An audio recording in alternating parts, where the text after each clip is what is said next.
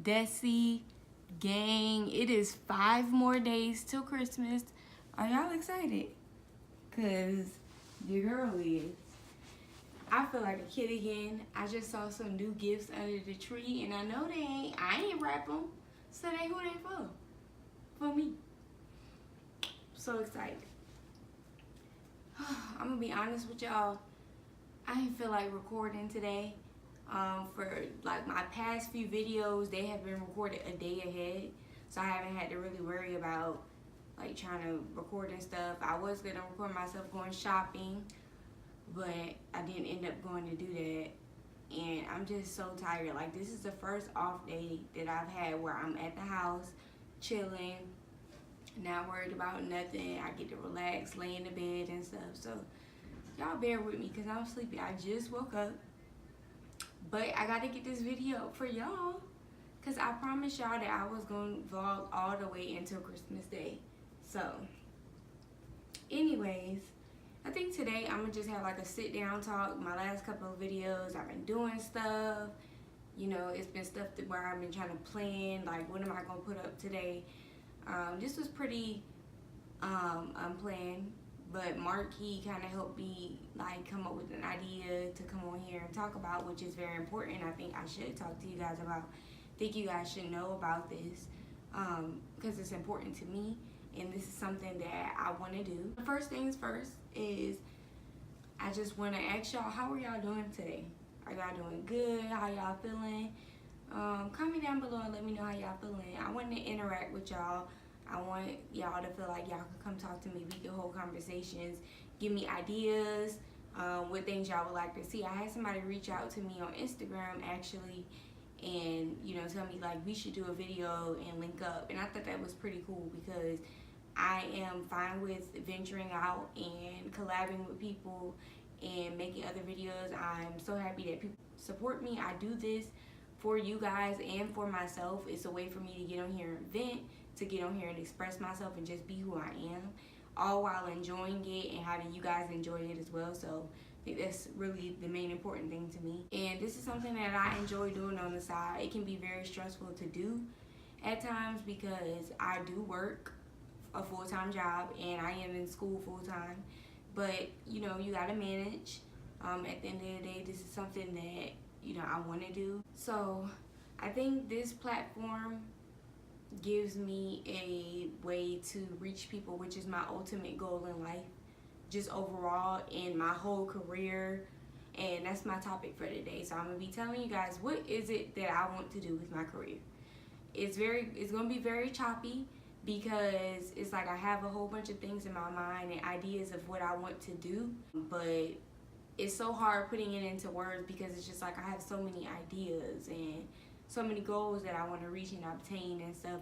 But I think the best thing about having these ideas is being able to be just so blessed. I feel like I've been so blessed just the past few months in this year. Since like August, God has just been blessing me and my husband tremendously, and I feel like he's putting me in a position to test me and see what am I gonna do, how am I gonna take this and turn it into something better, turn it into something that he wants me to turn it into so that I can be successful in following the steps that he wants me to go. You know, since I was younger, I've always wanted to work in the criminal justice field. I've always wanted to be on the scene helping people.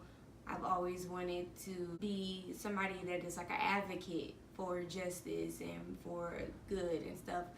For the longest time, I wanted to be a lawyer, and you know, part of me still does, but I'm not sure if I'll be okay with doing criminal law. I feel like it goes against my morals and my beliefs. If I was a prosecutor, I feel like I wouldn't be able to sleep at night knowing that I put somebody in jail and they were a victim and they were not guilty. I just wouldn't be able to sleep well. And I feel like being a lawyer, for the most part, to be a successful lawyer, I think, and I mean, some people, you can comment and let me know if I'm wrong or what your thoughts are on this, but I feel like when you're being a lawyer or when you're being a successful lawyer, it's more so about having wins and making sure that you're winning every court case, and you're not really focused on the person and the people who are involved and it's more about your conviction rate and the court cases that you win, and that's not my thing. I am a very emotional person. I put all of my emotions into everything that I do. I want to help people. I do not want to destroy people and change people's lives for the worse. I don't want to tear people down. That's not what God has placed me here for, and that's not even what I embody as a person. So there's just not something that I can see myself doing unless I am doing something like family law or something like corporate law or something, or like, you know, fighting for like a woman that has been in sexual assault or domestic violence, which is something that hits really close to home for me. My mom went through domestic violence, so that's a part of the reason why I wanted to do criminal justice, because domestic violence, of course, is a crime. And seeing my mom experience that for the many years that she did just made me want to be an advocate for women who have been through sexual assault, sexual abuse, any form of abuse, domestic violence, any of that. Because I think it's important. Women were looked at as the weaker vessel, and women can be very catty. They don't think about one another. A lot of times us women, instead of building each other up, you know, we're tearing each other down. So I want to kind of form a institution, a place where women of domestic violence can come in the future, like a center for women, for battered women, that they can come to, not even just domestic violence, but sexual abuse, sexual assault, and they can get help. I can help them figure out what they need to do, what are their next steps in life. You know, maybe I can help them get into temporary housing, them and their children if they have any, or if it's just them, until they get back on their feet. So I can help them have more security. They're in a place where they're more secure. They have food if they need it, whatever they need. Because being in that situation is just, it's just so detrimental, and it can be so harmful to a person. And a lot of times you look at women and you're like, why don't they just leave? And you have to think about it. It's not that easy. If you were in that person's shoes, you will understand that that is a very hard thing to go through and cope with. And for a long time, my mom was back and forth in that situation, and I would be like, why would she go back? And it's like, you know, you expect a person to change, and us women, a lot of times, we're naive. We're very hopeful. We hope to see change in people. We hope to see that people are going to grow and that they're not going to be the same way that they've always been. We see potential in them, and it's just like we continue to put that faith into somebody, and it's like it goes nowhere, because, you know, we can't change a person, and if that person the person is only going to change if they want to. So that's one of the things that I do want to do with my career. I also want to, a lot of times I see, you know, prisons will just throw people out of jail with just a bus ticket and maybe a card with like $50 on it, and to send them on their way.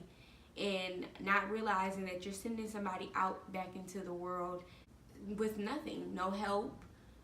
You're not giving them the ropes of what they need to do. They're not, while they're in prison, teaching them ways that they can get jobs and things like that. And some people on the outside looking in would think, well, they're, you know, because some people, when they leave, they're adults. They're an adult. Why would they not know what to do? You do not know people's situation in their background. Some people, where they were growing up, where they grew up, all their lives, they had nothing. They didn't have their parents around. Their parents were on drugs. Their parents were doing things to provide for them, and they weren't there to teach them the ropes and things of what they need to do. So they don't know what to do, and they do what they can and what they're accustomed to. So if they were around their family members who always sold drugs to make a living, then if you send them out of jail and you just send them on their way and not think about, okay, what can I do to help them? What can I do to make sure that they don't enter back into prison and they're better themselves?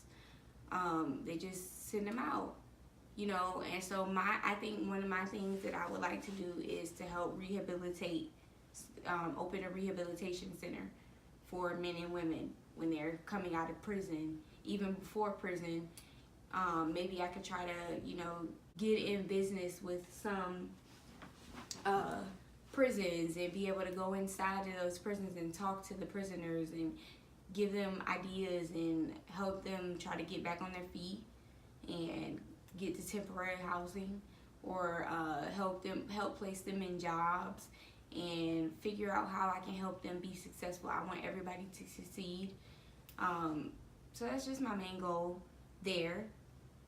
Like almost like the same thing with the domestic violence center that I would be opening, just helping people get back on their feet so they can feel whole again, so they can feel like they're actually doing something with their life. A person that feels like they have nothing to live for and they never did, then they're not going to want to do great or better for themselves because they don't know better or great for themselves. They're going to go back to what they always know.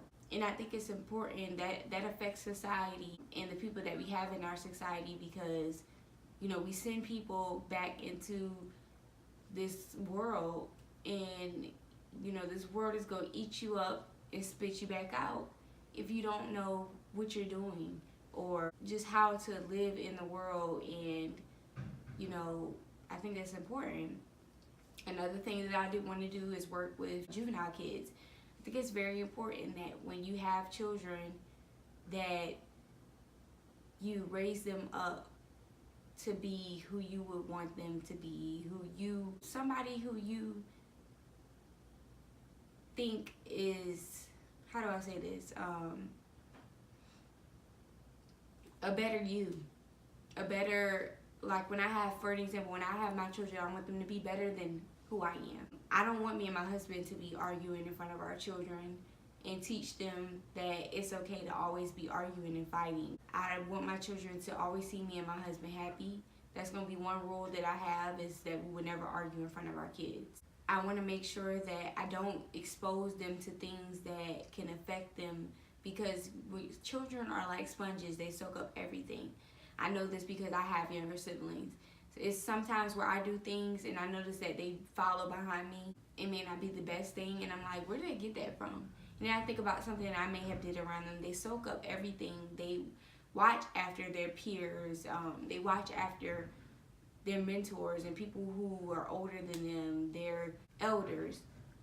So it's important that you just teach them the ropes. And when kids are young, that's the best time to try to work inside of their lives, because for adults, I feel like it's kind of harder to work with them because they're adults. Adults are kind of stuck in their ways. They feel like they're grown. You can't tell them nothing, which, is normal. Every adult feels like that. Nobody wants to be, when you're adult, you don't want to be told what to do and how to do it. But with kids, I feel like as a society, as parents, we should be more active in our children's lives. And so I think that a good thing for me to do is to work with children who are in the juvenile detention center. Maybe I'm thinking about going into juvenile probation for a little while. I'm not completely sure, but I want to be able to make a change and a difference in people's lives, because me being able to have an impact on people, it is what motivates me and keeps me going.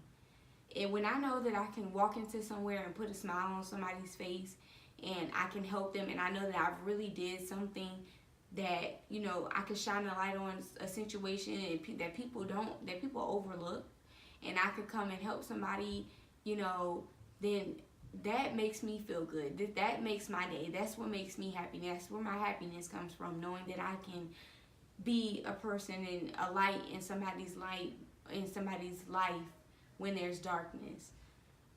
So yeah, I definitely think that all of these things are stuff that I want to do. I want to be able to give back to the needy. Just team up with different programs like food stamps and places like that, so I can help people to get the resources that they need. People like to say, you had the same 24 hours as me.